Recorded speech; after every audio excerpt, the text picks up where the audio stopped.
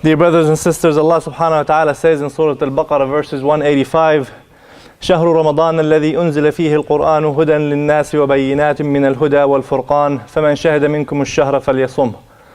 Allah subhanahu wa ta'ala tells us in this verse that month of Ramadan is the month when the Quran was revealed, and it is the guidance for mankind. It is the guidance that tells us and helps us distinguish what's right and what's wrong. And then he says, whoever is there when the month of Ramadan comes, then we need to fast that month of Ramadan. And then the continuous of the verse of Allah subhanahu wa ta'ala gives the exception if you were sick or traveling. And believe it or not, we're 6 weeks away from Ramadan. It seems like it wasn't long ago when we were talking about preparing for Ramadan of last year and being in the month of Ramadan and then wrapping up Ramadan of last year and celebrating Eid. And now we're going through the same cycle again. The Prophet ﷺ said in a hadith that one of the companions asked the Prophet ﷺ, he says, Ya Rasulullah, lam araka tasumu min shahrin min ash-shuhur ma tasumu min Sha'ban. He said, O Prophet of Allah, I've never seen you fast in a month more than you fast in the month of Sha'ban. So the Prophet ﷺ asked or answered, and he said, ذَلِكَ شَهْرٌ يَغْفِلُ النَّاسُ عَنْهُ بَيْنَ رَجَبٍ وَرَمَضَانٍ وَهُوَ شَهْرٌ تُرْفَعَ فِيهِ الْأَعْمَالِ إِلَى رَبِّ الْعَالَمِينَ فَأُحِبُّ أَنْ يُرْفَعَ عَمَلِي وَأَنَا صَائِمٌ. And this is a hadith sahih. He said that there is a month in between Rajab and Ramadan, which is Sha'ban. He said, this is the month where all of the deeds are lifted to Allah subhanahu wa ta'ala. All of our deeds are presented to Allah subhanahu wa ta'ala. And I want my deeds to be presented to Allah subhanahu wa ta'ala when I'm fasting. And we know that there is a hadith, another hadith that the Prophet ﷺ, or in a hadith Qudsi, Allah subhanahu wa ta'ala says that all of the deeds, all of the good deeds that you do is for you, mankind. Except for fasting, it is for me. And I reward accordingly. So when Allah subhanahu wa ta'ala and the Prophet ﷺ is encouraging to do something, then this is the specific deed that we really need to focus on. So this is where we start by preparing for Ramadan. Sha'ban is coming upon us and is going to be in the second week of May. So either May 8th or, give or take a day depending on the lunar moon. So this is where we really need to start practicing for Ramadan. The Prophet ﷺ used to fast most of it. And the scholars, differed about the amount of fasting that he used to fast. But the least we can do is try to fast. Trying to fast 2 days, 3 days, trying to fast Monday through Friday out of that month, trying to fast 5 days, whatever amount you can fast, then we need to try to prepare ourselves to fasting as much of Sha'ban as possible, with the exception of the day or two before Ramadan. There's also the days of Mondays and Thursdays. Those are good days that can help us prepare. There's about 6 to 8 weeks or 6 to 7 weeks left that we can fast, where we have Mondays and Thursdays where we can practice. And again, the Prophet ﷺ said that on those days our deeds are lifted to Allah subhanahu wa ta'ala, and this is where we really need to be in our good shape. This is where we're trying to be good students, where when you go and try to apply for a job, or you want to go for an interview, you dress well. If you're trying to sell a product, you go in a matter where you're trying to be well presented. And this is our way of presenting ourselves to Allah subhanahu wa ta'ala. We fast those days. And there are the 3 white days in the month. We still have 1 month left. So if you can't fast as much as you can, if you can't fast a lot of days in Sha'ban, then you can try it at least with the 3 days in the middle of the month. And those are great days that the Prophet ﷺ continuously encourages us and talk to us about fasting. Because at the end of the day, the Prophet ﷺ said, whoever fasts the month of Ramadan, Man sama Ramadan imanan wa ihtisaban, whoever believes in the month of Ramadan and the power of the month of Ramadan, Allah subhanahu wa ta'ala will forgive their sins.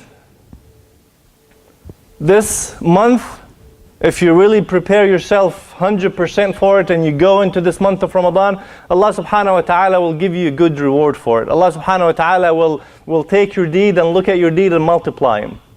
But this is where we have to really be prepared into going into that month of Ramadan. We can't wait until Ramadan first to fast.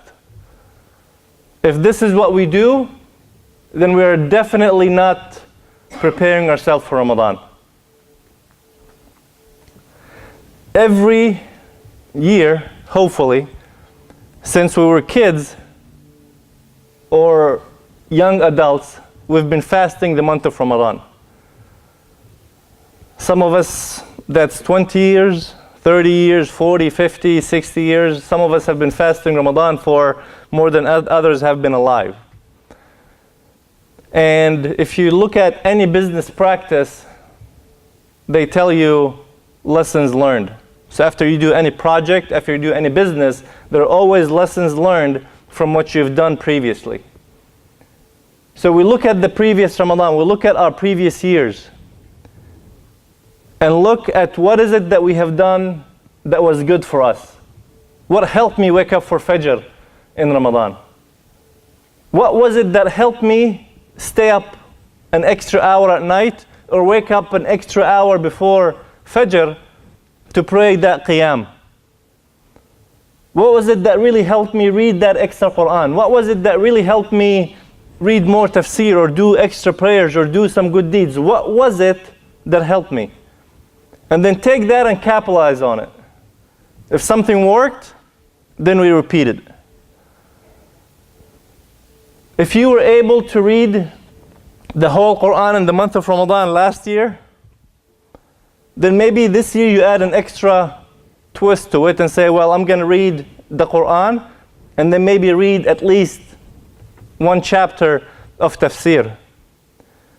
Trying to understand what Quran is really trying to tell us.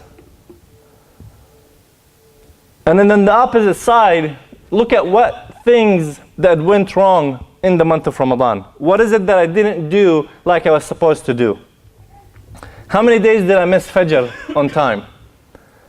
How many days did I not, pray Taraweeh? How many times did I not, something happened in that month of Ramadan, and nobody's perfect. We've all made mistakes last Ramadan. The key is to understand and acknowledge those mistakes that we make. What did I make that I should prevent or I should stop or I should try to avoid next or this coming Ramadan? The Prophet ﷺ tells us in many hadith that Allah subhanahu wa ta'ala is not looking for us to just abstain from eating and drinking. Fasting the month of Ramadan goes way beyond us abstaining from food and water or food and drinks. We're abstaining from foul language. We're abstaining from anger. We're abstaining from all of those bad things that we have to deal with day in and day out. And how can we prevent this if it's not for practice? This concept is practiced everywhere. In any profession, they look at lessons learned. What was done right, and let's repeat it. And what was done wrong, and let's either stop it or try to prevent it. If you don't wake up for Fajr, there is a reason why we don't wake up for Fajr. And it could be as simple as going to bed early. Sometimes we tend to overcomplicate things. Our bodies need certain hours of sleep.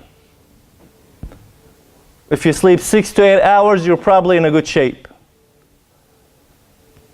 So if you need to wake up at Fajr at a certain time, then try to calculate that into your schedule. And don't wait until Ramadan to do this. This is the time to start practicing. This is the time where you get into the habit of trying to sleep early to make it to Fajr on time. This is the time where it's going to make a difference when your alarm goes off to wake up to Fajr, whether your eyes are closed shut and you're barely dragging yourself out, or you hear your alarm and you wake up and it's good to go. These are the differences when you try to practice those good things. We tend to use the month of Ramadan as a special month when it comes to food, when it comes to doing things that we generally don't do in the month of Ramadan. You Google, practicing for Ramadan, or you Google, things to do in Ramadan, and the first thing that come up is food. What to eat, how to make all of these dishes, all of these sweets, all of those drinks.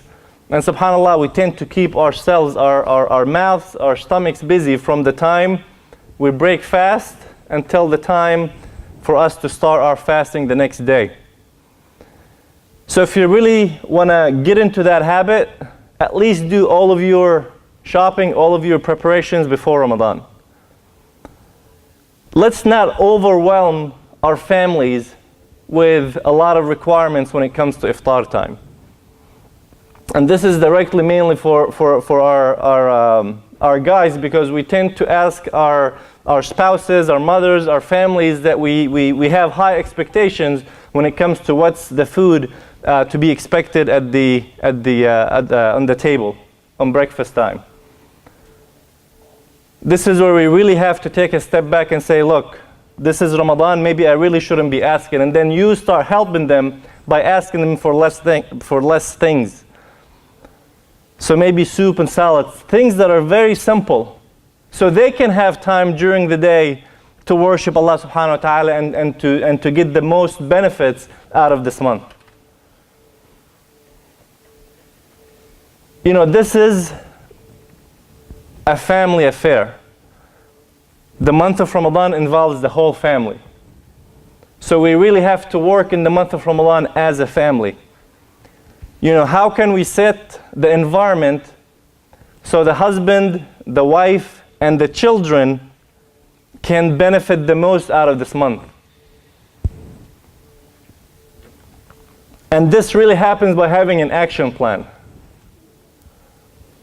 You never go and take a test. You never go and present in front of people. You never go start a business. You never go, do whatever it is that you do without preparing for it ahead of time. Without having a checklist of what is it that you really want to do in this month of Ramadan. When you think about it, what is it that you want to accomplish in this month of Ramadan? We all know that we want to fast.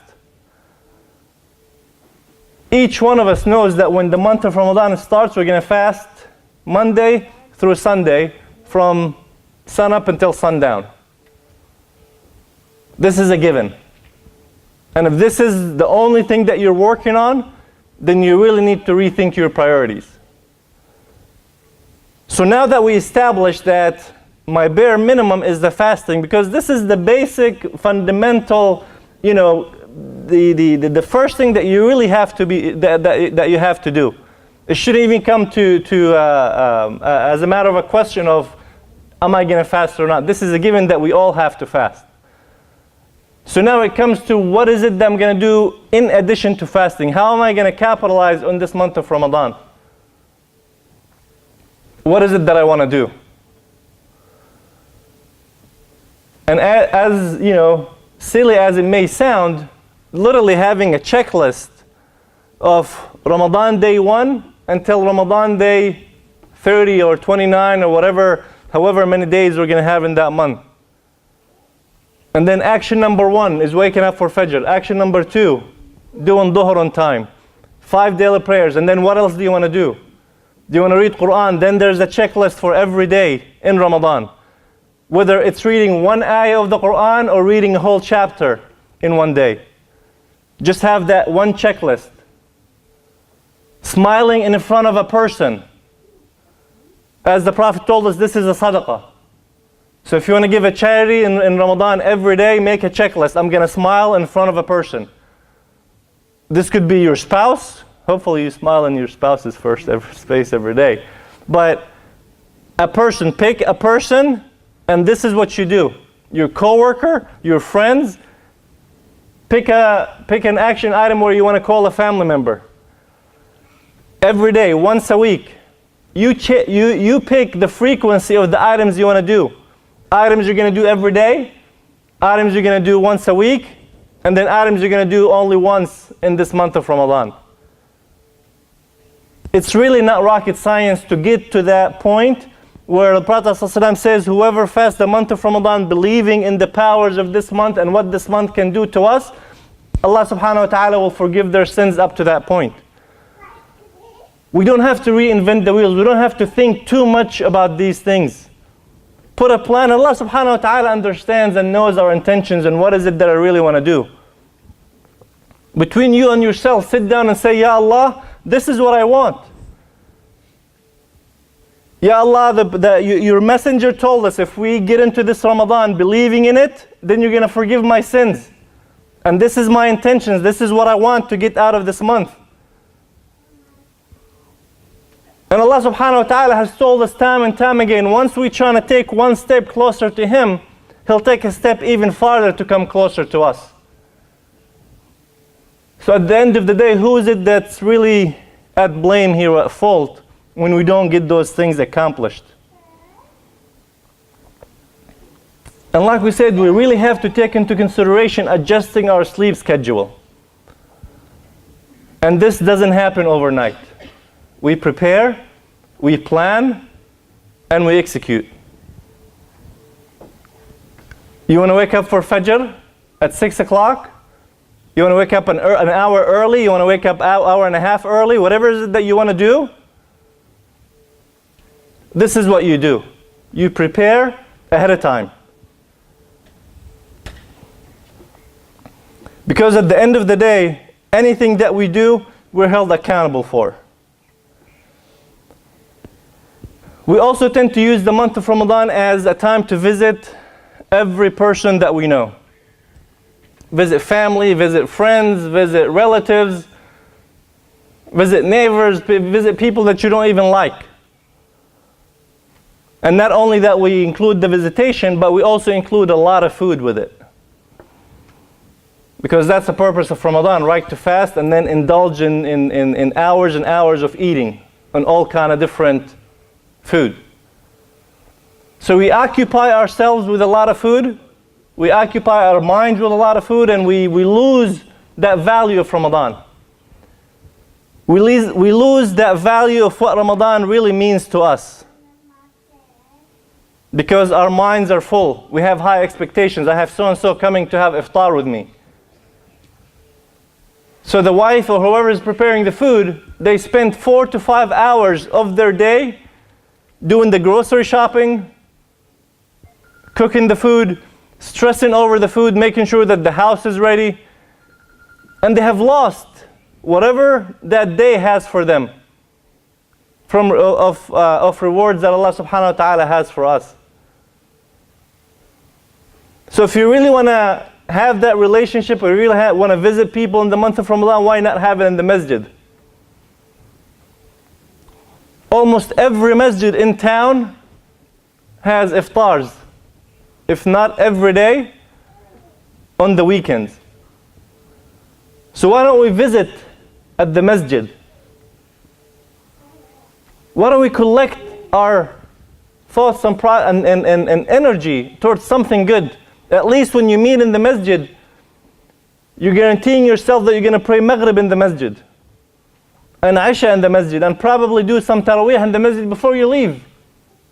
And then you're going to be in the company of Allah subhanahu wa ta'ala and the company of good people. And then have the intentions of being close to Allah subhanahu wa ta'ala.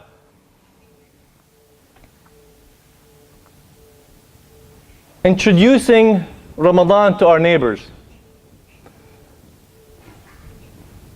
Telling our neighbors, our non-Muslim neighbors, about what really Ramadan means to us. And this can be done in many ways. You can give them a little gift, some Ramadan cards. And you can find there's plenty on the internet that you can just print off and just give to your neighbors. The Prophet ﷺ told us time and time again of how close we should be to our neighbors. And I guarantee you 95%, if not 100% of your neighbors will be receptive of this idea, and they'll probably welcome it. Especially if you add a small dessert, cookies, or anything that you can present to them to try and explain, open that dialogue, open that conversation that tells them, this is who we are, we're your neighbors, we're friendly. I mean, those are very simple things that you can even prepare now. It's not going to take you more than a couple of days to put all of this together. And it's not going to cost much. In less than $50, you probably can get all of those things ready for up to 10 neighbors. And then just on the day or sometime in Ramadan, you just go to your neighbors and deliver the stuff. You take your family, knock on their door. If you see them outside on the weekends, you just say, hey, here's Ramadan. And hopefully, eventually, that will open more conversations and we'll be more friendly with our neighbors. Dear brothers and sisters, the Prophet ﷺ gave us a clear message about what the power of this month can do to us. If I came to you and I said, you do these 10 things for me, and then all of your previous debt is erased. If you owe me $10,000, if you owe me $50,000, if you owe me $500,000, anything you owe me up to this point is forgiven. I just need you to do those very simple things. And those simple things are in your capacity. If Allah subhanahu wa ta'ala came to us and said, if you fast the month of Ramadan, or the Prophet ﷺ told us, if you fast the month of Ramadan, imanan wa ihtisaban, I will pay off your home. Or I'll provide for your tuition or tuition for your children. Believe me, we're going to do everything in our powers to fast that month in our best of abilities. But sometimes we don't tend to look at what really sins are. We think that we don't have many sins. We think that we really haven't done much. But in reality, if we look at and reflect on what bad things we have done, we have tons of sins that we need forgiven. And Allah subhanahu wa ta'ala has opened the door for us time and time and time again. And every year, we have people that are here with us now that will witness this Ramadan that will not be with us in next Ramadan. If we make it to this Ramadan, we may not make it to the Ramadan in next year. So we need to fast this Ramadan as if it is our last Ramadan. We need to fast this month of Ramadan as if this is the last opportunity that we have to get our sins erased. To get our bodies cleansed of all of those bad things that we have done. This is the last time that Allah subhanahu wa ta'ala can be giving us this opportunity. So what is it that we're going to do to capitalize on this? How serious am I about getting my sins forgiveness, about doing all of the bad things that we have done? Where are we from asking and seeking that forgiveness from Allah subhanahu wa ta'ala?